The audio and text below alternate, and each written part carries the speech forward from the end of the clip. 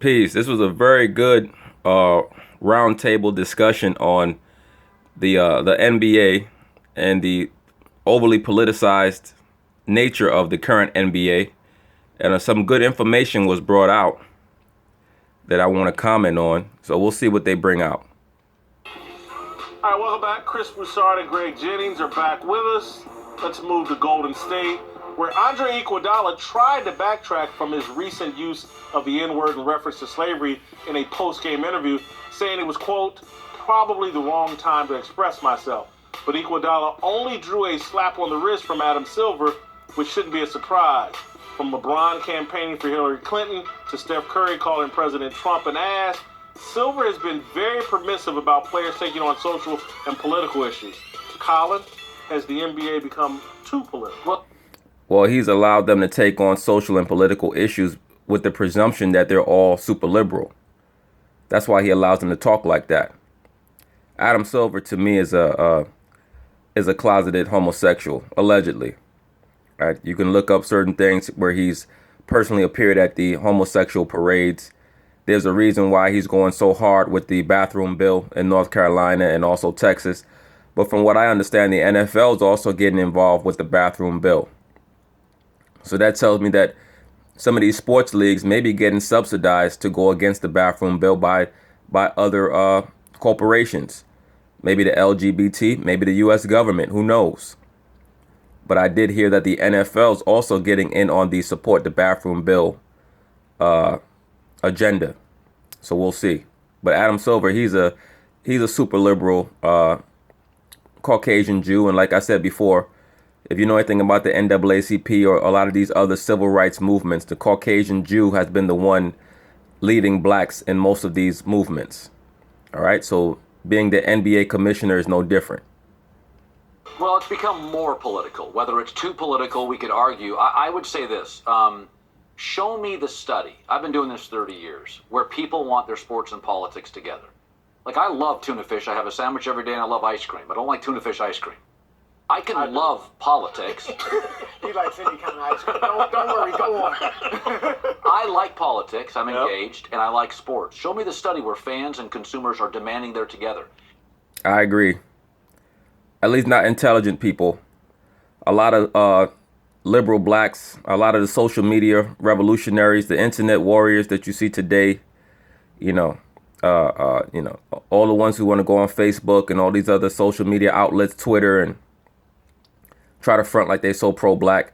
They might like to see black athletes talk a lot of that empty, hot air, but most people who are intelligent and know what life is really about, I don't put on the game to hear what LeBron James thinks about so-called politics, especially since the political stances that he takes are to support Nike so that he can continue making his sweatshop money.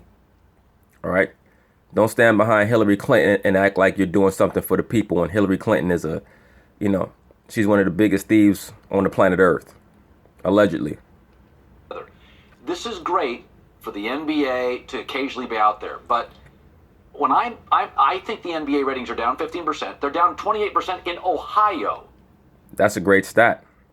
That's a great tidbit. I did not know that. NBA ratings are down 15% and 28% in Ohio, where LeBron James is.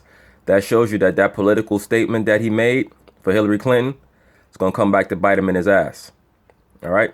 This is why I favor Fox Sports 1. I believe that their roundtable discussions are much better, especially when it involves this guy here, Cowherd. He normally makes very good points. So show me where everybody loves. Our former employer is down 15% across the board. Interesting. That shows you why ESPN is losing a lot of money, why they have to fire people. All right? They're paying these different leagues billions of dollars to broadcast their games, and they have these NBA players sitting out 6-7 times a year. That's a problem. And then on top of that, they want to come out and make all these inflammatory political statements, oftentimes on issues that they have no comprehension of. The audience is telling you, we like politics, but we turn to Fox News for it. And we like sports, and we turn to you for it. Show me where the consumer is demanding we mix sports and politics. I'd like to see the study where it's effective. I'm going to make this small point that I think there's some truth in what you're saying. I think traditional sports fans and most sports fans don't want hyper left politics. Agreed. Agreed. And most intelligent people, most intelligent men don't want hyper left politics. All right.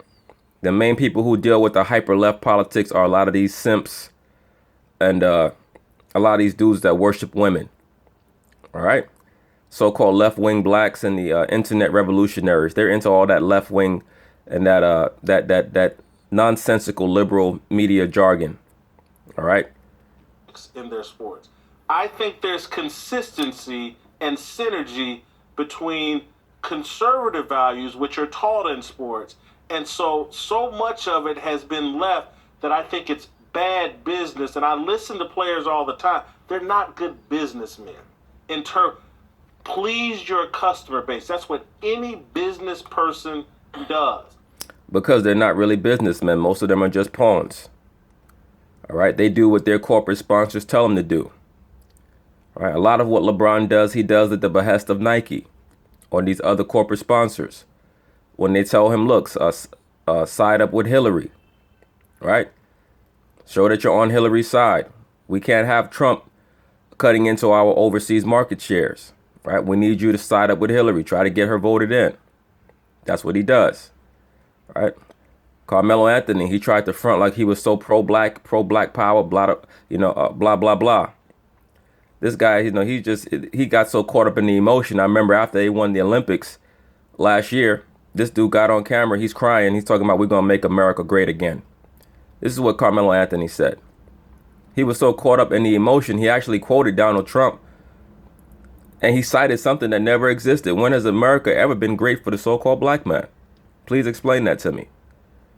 So a lot of these guys, they just caught up in their feelings. And so even take a dope dealer who we've somehow put on a pedestal. They please and sell out to their customers. I'm looking at basketball players try to do too many different things within the platform of sports to appease the media and Twitter. That's not the fan base. Well, move it outside there. Because they dwell in that social media world. That's where all the left wings, that's where all the super left wing liberals dwell. Historically, because of the racial situation in this country, we all know what that's been. African Americans, I would say, have liked a mix. Like, we've wanted our athletes to speak out. Muhammad Ali. Muhammad Ali just didn't speak out, though. He was a member of an organization that promoted separatism. All right. Ali was a person who did not just say things. He actually was a part of something. All right. That's the difference between Ali and a lot of these other men, whether you agree with his ideologies or not. All right. He actually was a part of something that had a realistic goal that actually was trying to do something and not just talk. All right. Ali didn't just talk about white people this and white people that, but then turn around and say, oh, you know what? Let's all mix with them.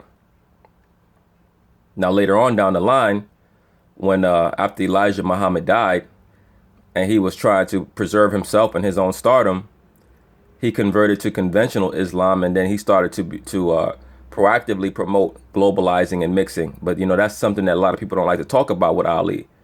But he did do that. All right.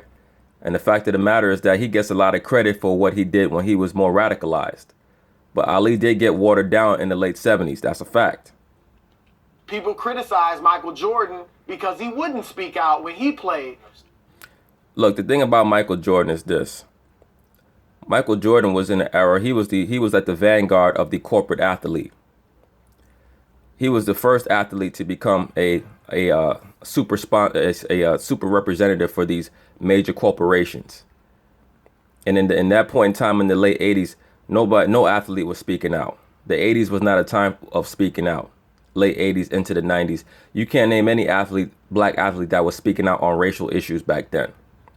Ken Griffey Jr., Barry Sanders, Magic Johnson, Barry Bonds, Jordan, Tyson.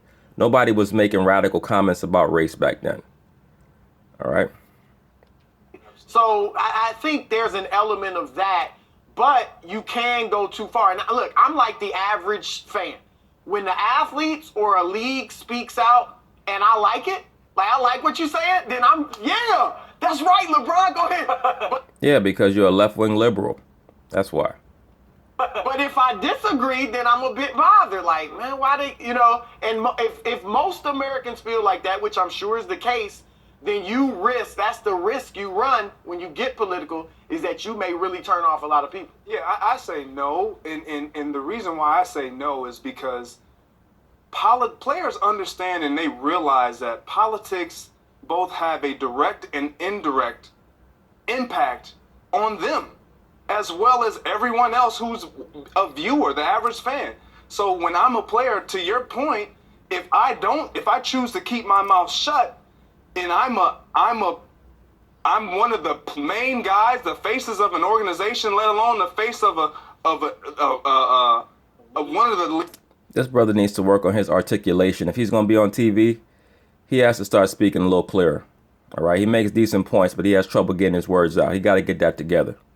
The leagues, your fan base is looking for you to say something, do something, and when you keep your mouth shut, it's like, well, why isn't this guy speaking out? Why isn't he? But when you do, it's, well, he shouldn't have said that. Identify who your real fan base You're right. is. Who's buying the tickets? I understand Again, that, but when we look at players and I politics, wasn't buying the tickets when I was going. By the way, When we Muhammad Ali is an individual athlete in an individual sport. completely different at a sport. completely different time. Now, But when we look at players in politics, I love what LeBron has done because he understands the timing. There's a timing for everything. He doesn't do it after a game when he's upset at a loss or whatever. He doesn't do it like that. He does it when the timing permits. Yeah, when Nike tells him, look, we need you to say this and do that. It's what Iguodala did. That was unnecessary, and whether it's an inside joke or not, inside jokes are not funny to those who are not on the inside. Listen, the football, and I keep going back to this, it's run like a business. Yeah. And it stays true to the values of sports. And that's why football is king. I'm telling you, if basketball were run properly, it would unseat football. here's what's interesting. Football was down like 5% this year. People are like, oh, football. Then the Super Bowl comes, the ratings are great. Why isn't it being reported that the NBA is down 28% in Cleveland? It's not being reported, Colin, because the NBA is held by the super liberal left-wing ESPN and ABC. And they don't want to report the effect that making all these silly comments has had on their business. And why is that not a story? Why is it happening? So, Jason, do you think Michael Jordan is more the model for these athletes, or should be the model? Listen, I think LeBron, to me, was on track for being the perfect model. LeBron invests in his community where he's from. Yes. That's an activism that I think is appropriate for multi-millionaire athletes. Yes. It's gestures are not getting it done. If John Carlos and Tommy Smith had been worth $100 million, throwing the fist up in the air, that's a gesture. Well, Take action. you know what else is interesting? Agreed. This is not just players. This goes all the way up to the top to Adam Yeah. Silver. He pulled the All-Star game out of Charlotte, North Yep. Carolina. He's threatened or talked about, Texas is thinking about passing similar legislation with the bathroom bill. He might pull it, not have an All-Star game there. Yeah, because he's a homosexual himself, allegedly. That opened, in addition to alienating maybe half the country, that also could open you up to hypocrisy or claims of hypocrisy. It plays to the media, but it's truly inauthentic.